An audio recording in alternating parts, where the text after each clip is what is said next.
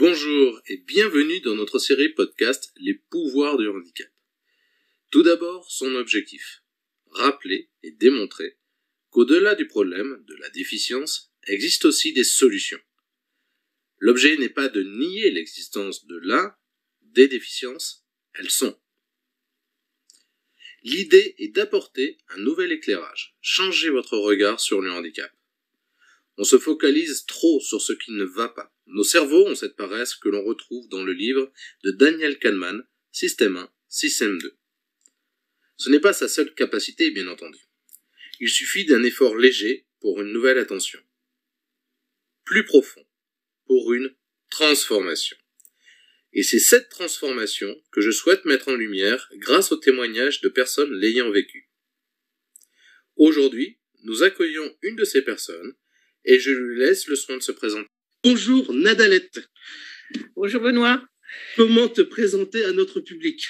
J'ai vu tes TEDx, lu ton livre que tu m'as offert et avec encore grand merci pour cela. Pour enfin te rencontrer en vrai il y a peu.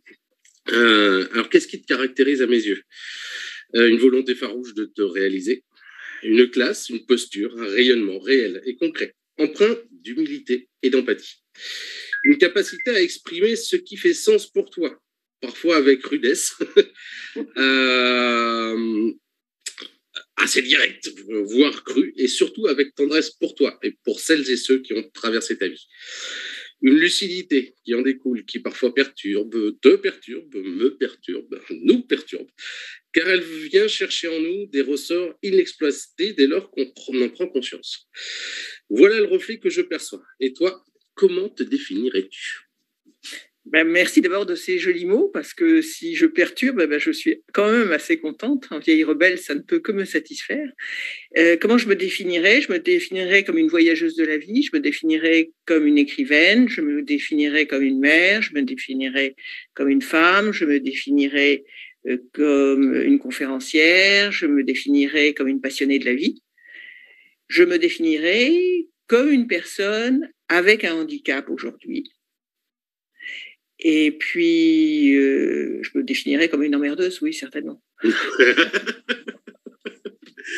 Et donc, l'emmerdeuse que tu es, dis-moi donc, tu as effectivement, tu en parles très bien dans ton livre, vécu ce chemin de transformation, cette résilience. Comment tu définirais, toi, aujourd'hui, ce qu'est la résilience?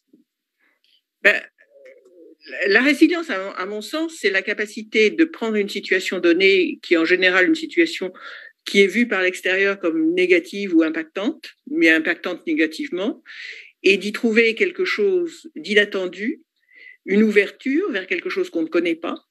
Et comme beaucoup de choses qu'on ne connaît pas, il y a à la fois du mauvais, mais on va l'évacuer assez vite, mais aussi des possibilités.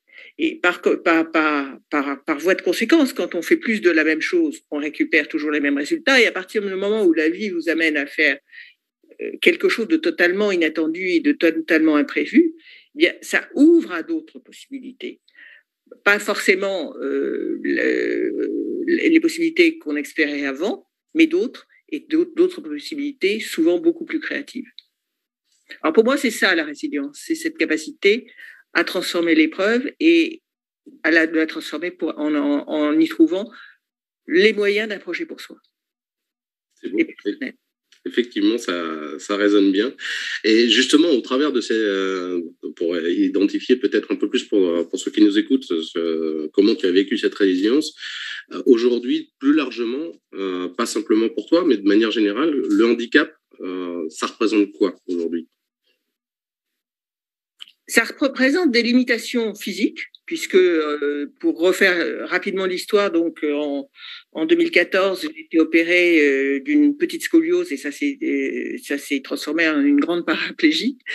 Et donc je suis passée de la paraplégie totale à une paraplégie partielle aujourd'hui, qui est quasiment un handicap invisible, mais qui fait que je ne peux pas faire un certain nombre. Enfin, j'ai les jambes qui ne répondent plus à pas mal de fonctions, donc je ne peux pas sortir seule dans la rue, je ne peux pas, je peux pas danser le rock'n'roll, je peux pas faire un certain nombre de choses, plus la douleur, enfin tout ce que tout le monde peut connaître, donc rien d'exceptionnel. en cette matière, avec ce prisme-là, le handicap a fichu en l'air mes projets de vie tels qu'ils étaient avant et une partie de l'identité de femme hyperactive, bionique, Wonder Woman que j'avais avant. Oui, ça a foutu ça en l'air. Mais à partir du moment où, en effet, ça m'a donné le temps de me reposer certaines questions et de voir et de faire appel à ma propre boîte à outils pour comprendre où j'en étais et pourquoi j'en étais là. Ça m'a aussi ouvert le champ de mes possibles rêvés, de mon rêve, c'est-à-dire qui était de devenir écrivaine.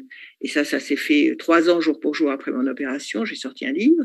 Et surtout, de ce livre et de cette expérience, c'est ouvert un champ des possibles que, alors, franchement, je n'avais pas du tout imaginé, qui est en effet pas pour moi de traverser la Manche à la nage, parce que je ne l'aurais pas fait avant et je n'ai pas envie de le faire après.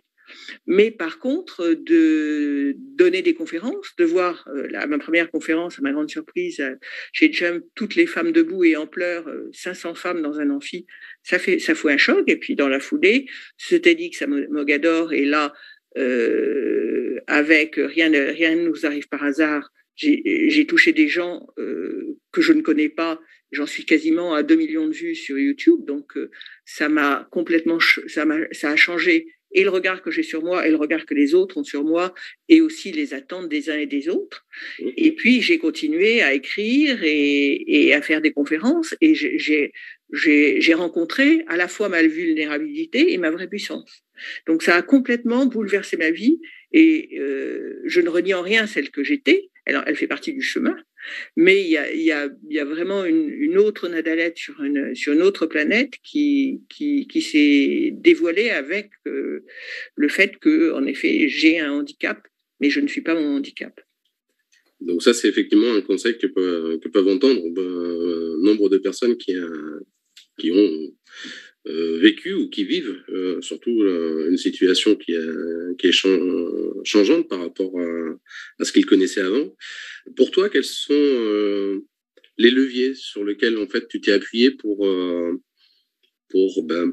passer ces différentes étapes qui t'amènent aujourd'hui à te réaliser dans ce que tu évoquais, ton rêve, donc de devenir écrivaine, de devenir conférencière, qui plus est. Qu'est-ce qui t'a amené en fait? Est-ce que tu as aujourd'hui des moments clés qui reviennent?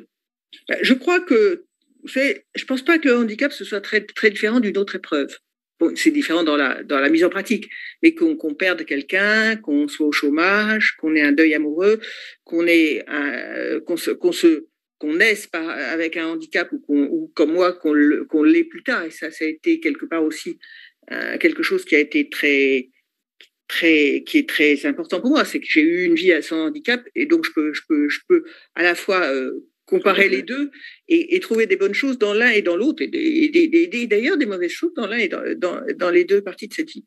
Et donc, à partir du moment où, en effet, il y a un changement et que c'est un changement douloureux et pénible, au départ, oui, il y a un processus de deuil. Donc ça, ce processus de deuil, il est inéluctable. Hein. Il a 5 étapes. Il a le chagrin, la colère, il a le déni, il a tout ce qu'on connaît, la négociation, et puis les choix de ce qu'on accepte de lâcher et les choix de ce qu'on décide de vivre. Et à partir de ce moment-là, l'acceptation et la transformation. Et ce processus de deuil, il faut lui laisser son temps. Bon, il n'est pas agréable, il n'est pas linéaire, il est très personnel. Donc, pour certaines personnes, c'est très rapide, pour d'autres, c'est plus long. Et ça met du temps. Je pense, j'en discutais avec mon copain Philippe Croison, qui est mon voisin ici. Lui, il a eu quand même une dizaine d'années où il était couché sur le canapé en train de regarder la télé. Il était dans un processus de deuil donc qui a été long.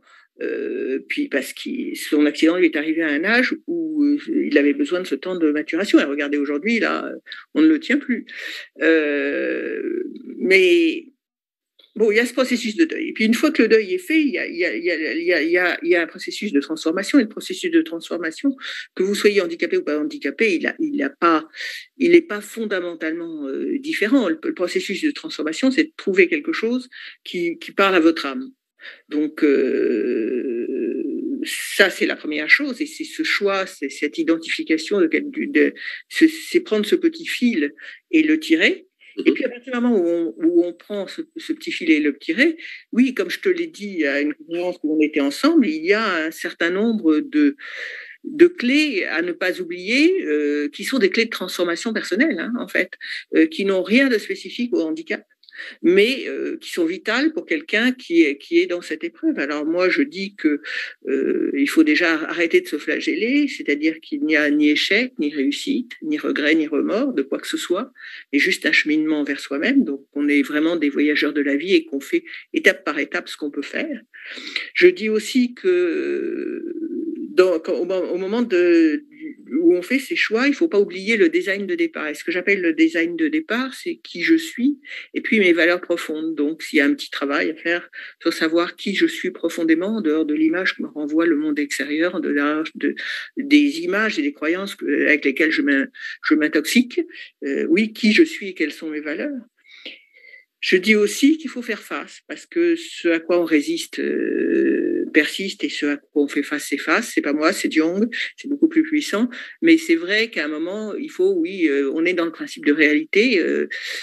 Si j'accepte pas le fait que je suis handicapée, que j'ai un handicap plutôt, pardon, excusez-moi, et ben je vais rester dans la frustration parce que c'est vrai que si j'ai envie d'aller courir sur un chemin, je peux pas aller courir sur un chemin. Donc il faut mieux que j'aille en effet chercher mes prochains cheminements dans la catégorie des possibles pour moi.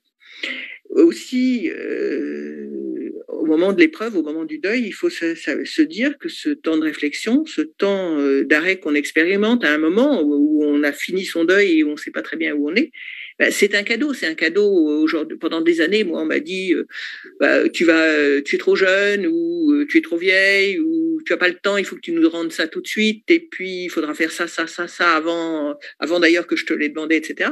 Là, en effet, dans le silence de l'hôpital, pendant 9 mois, j'ai eu le temps de réfléchir. Bon, je peux pas dire que j'étais complètement épanouie d'être complètement statique et incapable de lire, d'écrire, etc. Et toute cette maturation qui s'est faite dans mon esprit, dans mon corps, elle m'a permis d'être qui je suis aujourd'hui et elle était absolument nécessaire. Nonobstant, ça ne sert à rien de regarder ce qui s'était passé hier, parce que c'est totalement improductif et stérile. Non, je ne vais pas revivre ma vie d'avant. J'en ai pas le désir non plus. C'est pas utile de regarder ce qui va se passer demain, parce que de toute façon, on n'en sait rien. Donc, une de mes préconisations de base, c'est vivez ici et maintenant. Je crois que c'est très, très important. Et puis, à mon sens, la clé ultime, c'est de dire que on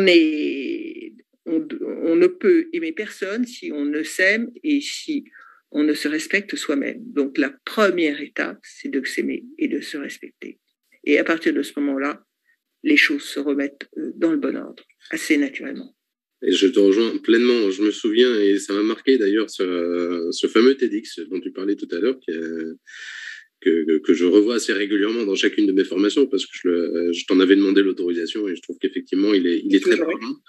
Il y a notamment un passage plus impactant encore, parce que l'ensemble l'est, mais effectivement, il y a un plus que d'autres, où tu parles justement de cette courbe de deuil, communément connue, comprise, mais qui a ajouté quelque chose de très pertinent à mon sens et de nouveau et d'éclairant. C'est ces allers-retours que tu as toi-même vécu, sachant que cette courbe de deuil est tout sauf linéaire, et d'accepter ce que tu évoquais justement il y a peu, déjà s'aimer soi, ça évidemment, mais surtout accepter ce lâcher-prise nécessaire et accepter qu'on peut avancer, reculer, et puis à chaque fois s'améliorer, se donner du sens. Comment tu l'as vécu, toi, justement, ces allers-retours dont tu parles? Est-ce que ta question, c'est comment je l'ai vécu ou comment je le vis? Parce que cet aller-retour, il est objectivement... alors, sur le problème du handicap, je l'ai vécu... Je l'ai vécu un peu en spectateur, c'est-à-dire je me disais, c'est pas possible que ça m'arrive. Donc, comme j'avais une formation de coach et de PNL, je me mettais un petit peu ce qu'on appelle en méta et je regardais le truc et je me disais, ah, c'est intéressant.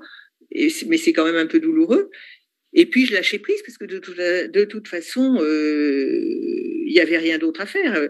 Le seul maître étalon de nous dans nos épreuves, c'est ce que nous pouvons et voulons en faire. Donc, on a à respecter son temps et son processus interne.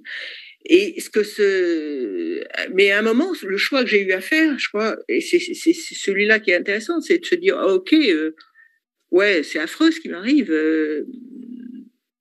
Je suis vraiment une victime. Là, à un moment, j'ai dit non, mais attendez, mais ça va pas, t'es victime de rien, t'es victime de personne. Ton chirurgien t'as pas trucidé, personne, rien ne t'est tombé sur la tête parce que c'était toi, tu n'étais pas une cible. Donc, je ne suis en fait victime éventuellement que de moi, de ma connerie, du fait que j'ai pas pris soin de moi, d'un certain nombre de choses de décisions que j'ai pas peut-être pris en temps et heure, mais parce que c'était mon chemin de vie et que de toute façon il n'y a pas à s'en sentir coupable, c'est comme ça. Mais toujours est-il que ce processus de retour, il est toujours présent. C'est-à-dire que aujourd'hui dans ma vie, j'ai des moments où le deuil d'un truc est un chouïa plus douloureux.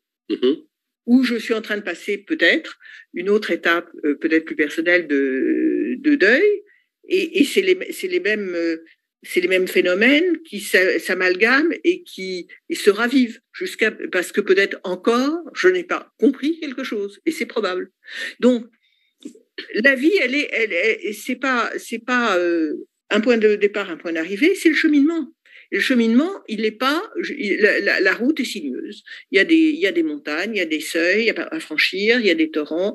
Et puis, la méthode qu'on a prise à un moment pour franchir un seuil, eh ben, elle n'est pas forcément bonne. En prenant un chemin, eh ben, on a pris aussi un truc qui vous amène à autre chose. Enfin bref, ça n'arrête pas. Ça n'arrête pas, et c'est ça qui est intéressant. Et comment trouver les réponses, justement? Parce que oui, je te rejoins complètement. Il y a ces allers-retours, et quand on a parlé, justement, ça avait tilt chez moi, en tout cas. Tu parles aussi d'avoir eu la chance de pouvoir prendre une métaposition par rapport à ta situation, parce que tu as été formé, tu as eu des outils, mais tout le monde ne l'est pas. Et donc, de manière plus générale, quel conseil tu pourrais donner justement à une personne qui se retrouve un petit peu dans cette tornade, en fait, alors que ce soit, on parle du handicap, mais comme tu le dis très bien, et je te rejoins pleinement, ça se vit même sans avoir de situation de handicap. Comment accueillir sa propre différence, justement? Quelles sont tu en as parlé, tes 9 clés, j'ai adoré d'ailleurs. Comment justement quel conseil tu pourrais donner à quelqu'un qui se retrouve justement dans ce tourment?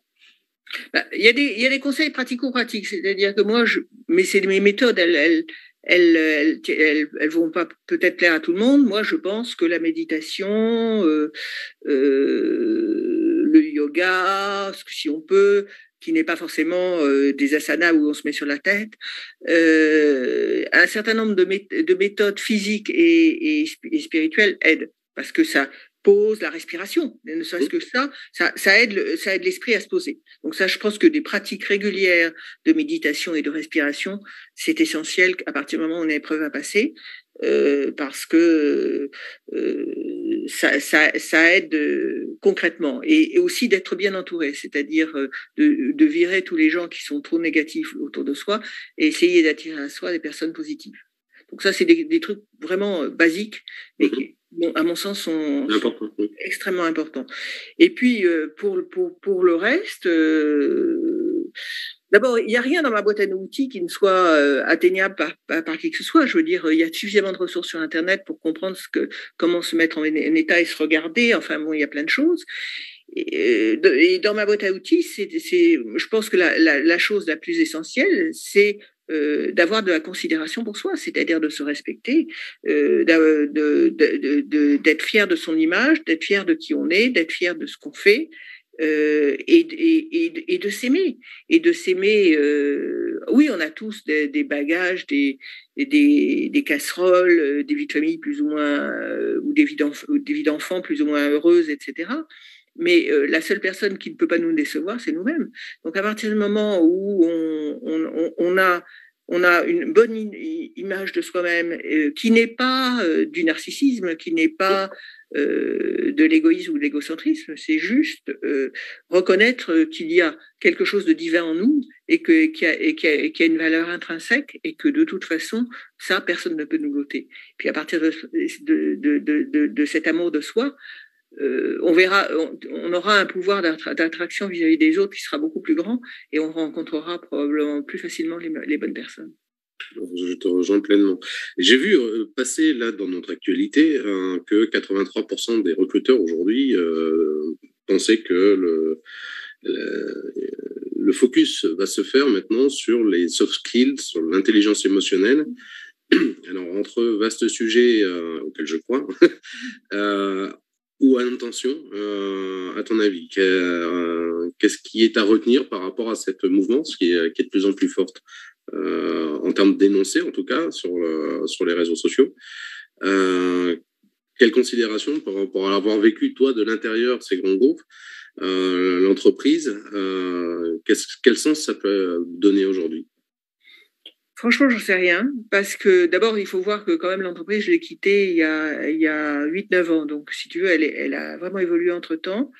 J'entends, je vois tout ça et je m'en réjouis. Ça me semble être de jolies paroles, probablement avec quelques réalités, ce qui n'était pas forcément le cas avant. Maintenant, on est dans une période qui nous prend presque en étau, parce que d'un côté, on a une évolution spirituelle et une ouverture émotionnelle qui est importante, puis de l'autre côté, on a un truc qui se durcit. Donc, c'est très paradoxal. Il faut espérer que la lumière va gagner sur l'ombre. Et en effet, pour ça, il faut presque faire un pari pascalien de se dire que ça va être, que oui, les soft skills et les capacités relationnelles et l'intelligence émotionnelle vont devenir et vont enfin avoir l'importance qu'on doit leur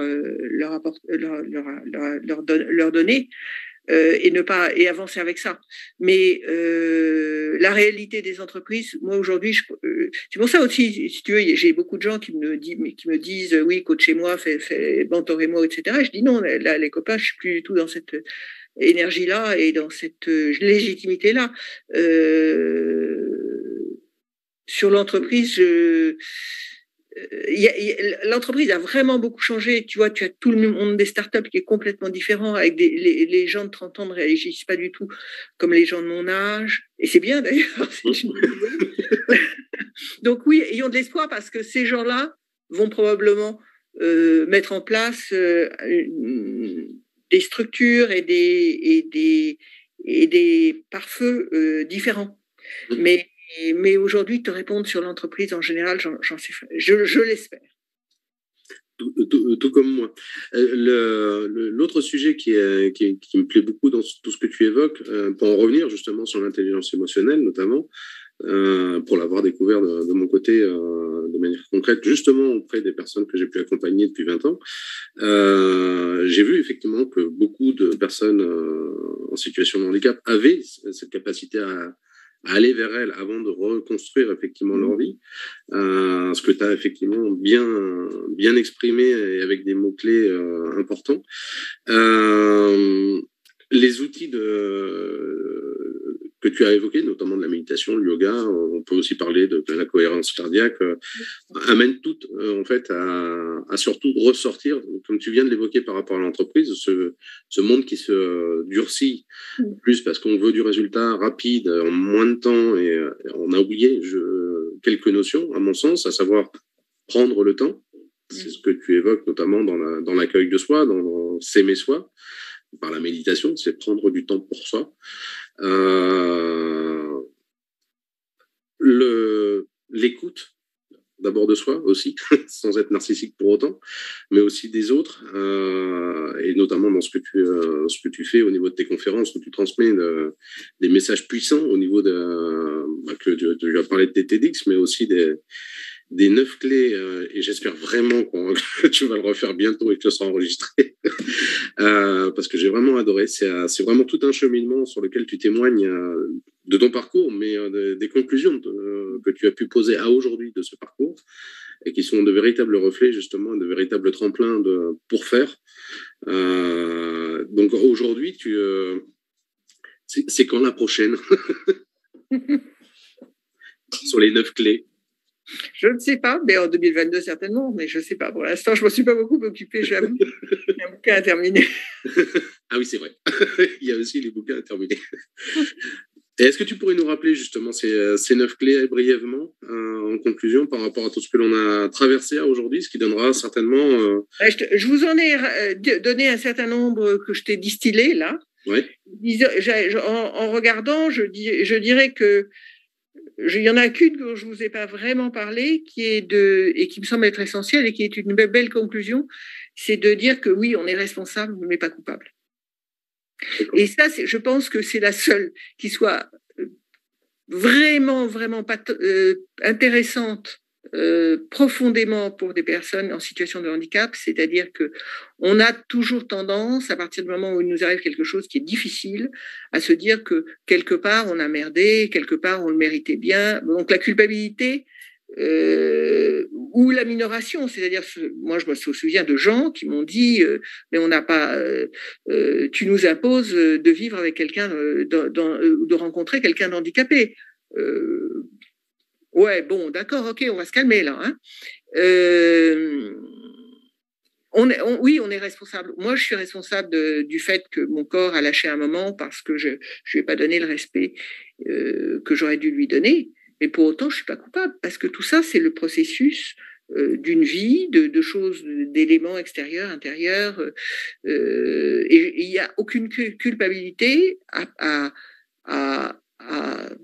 ressentir du fait d'être handicapé. Il y a à demander le respect, hein, que ce soit du handicap visible ou invisible. On est comme les autres. On a simplement des difficultés qu'ils n'ont pas. Donc, je crois qu'en effet, on peut et on doit véritablement ne pas accepter le fait que de se sentir minoré ou diminué. On n'est ni minoré ni diminué, on est différent. Et à ce titre, on mérite le respect. Oui, donc sortir de la culpabilité tout en sachant qu'on a une responsabilité. On a une responsabilité. Est-ce que c'est pas aller... Responsable, c'est pas coupable. Responsable, c'est en effet,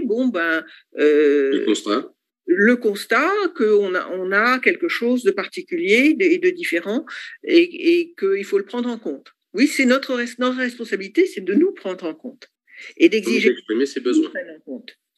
Donc, du coup, de savoir exprimer ses besoins en fonction de sa situation. Ses besoins, ses limites et ce qu'on ne veut pas. Et donc, qui permet de se sentir ce qu'on appelle aligné, du coup, sans rester cloîtré ou enfermé dans sa douleur ou dans ses représentations. Dans ses représentations, dans sa douleur, dans un ostracisme, dans une cape d'invisibilité, dans un extérieur, on a droit à l'accès au monde. Donc, il faut juste arrêter avec ça. Que le handicap soit visible ou invisible, ce n'est à personne d'en juger. C'est certainement pas aux autres. Exactement. Le jugement, oui, on en parle aussi beaucoup, entre eux, savoir l'évoquer et l'accueillir, parce qu'on a quand même un cerveau qui nous amène à mettre des étiquettes un peu partout pour se repérer. Mais je te rejoins, le jugement, c'est ancrer en fait sa propre vision et uniquement la sienne sur l'autre ou sur les autres. Bon, là, ce que tu préconises, c'est plutôt de partager justement les besoins de chacun pour trouver Pas projeter, parce que c'est vrai que les gens qui me voient sur une scène avec 2 béquilles, mais correctement maquillée, habillée et en forme, se disent mais qu'est-ce qu'elle nous emmerde avec son handicap, en quoi est-elle handicapée? Elle se débrouille très bien. Ok, mais prenez ma douleur, les copains, le soir, prenez les jambes qui lâchent, prenez les chutes, prenez tout ça, et vous verrez la réalité. Et de même que quand on voit quelqu'un avec une carte de handicapé et qu'on ne voit pas son handicap parce qu'il est invisible, est-ce qu'on sait que cette personne ressort d'une grande maladie, qu'elle a un trouble non visible qui la perturbe, etc. On n'en sait rien. Et des jugements de valeur, des projections sur les personnes avec un handicap invisible, dont je fais partie en partie, c'est juste un quotidien et un quotidien inacceptable. Inacceptable. Et donc aujourd'hui, donc un prochain livre qui est en cours, donc qu'on va voir arriver vers septembre à peu près dans les septembre, ouais, j'espère. Et donc, des conférences, j'espère qu'on aura bientôt tes dates. Ça se prépare. Ça se prépare. Cool. Ça se prépare, lentement mais sûrement. Ça mûrit. Comment ? Ça mûrit. Bon, j'espère que justement, les personnes qui t'écouteront auront envie de t'entendre vite et qu'ils te solliciteront pour faire aboutir justement une prochaine conférence ou je sais pas, on verra. Ce sera la surprise. On verra Benoît. En tout cas, un énorme merci pour ce partage, ce temps que tu m'as accordé, que tu nous permets de découvrir une autre façon justement de voir la déficience dans sa transformation, dans ses solutions que tu as su apporter pour toi, mais qui peuvent être effectivement un bel exemple justement pour les autres. Et donc j'espère qu'on se reverra très rapidement. J'espère, je te remercie et j'ai été très heureuse de passer ce moment avec toi et avec vous. Merci beaucoup Nadalette, bonne journée.